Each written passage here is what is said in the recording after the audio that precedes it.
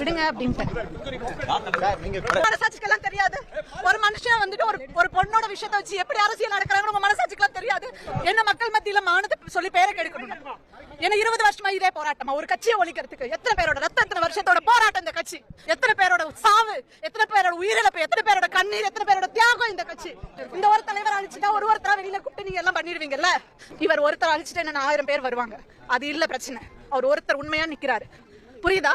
அதுக்காக தான் நாங்க இங்க இவ்வளவு போராடிட்டு நல்ல முடிவுல தானே, நல்ல எண்ணத்துல தானே மக்களுக்காக இறங்கி நிக்கிறோம். ஏன் இந்த மக்களுக்கு கண்ணு தெரியலையா யார் உண்மையா போராடுறாங்கன்னு, யார் மக்கள் பிரச்சனை பேசுறாங்கன்னு கண்ணுக்கு தெரியல? என்ன நாடு எங்க போயிட்டு இருக்கு? ஒருத்தருக்கு திராணி இருக்குதா? திரும்பி இத்தனை டாஸ்மாக் கடை வச்சிட்டு இருக்கீங்களா? எடுங்கன்னு சொல்றதுக்கு ஒருத்தருக்கு திராணி இல்ல.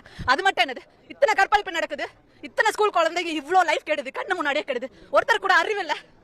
எங்க அப்பா இருந்தா ரொம்ப கஷ்டப்பட்டுப்பார், வேதனைப்பட்டுப்பார். அப்பவே சொல்லிட்டாரு, தமிழன் தான் சினிமாக்காரனை பார்த்து ஓட்டு போடுறான்னு ஒரு வார்த்தை. இன்னைக்கு பார்த்துருந்தாரு என்ன மனசு நொந்திருப்பாருன்னு எனக்கு தெரியல. மக்கள் கையிலேயே இதை நான் விட்டுறேங்க. இந்த நாடு நல்லா இருக்கணுமா நாசமா போகணுமா மக்களே முடிவு பண்ணிட்டோம்.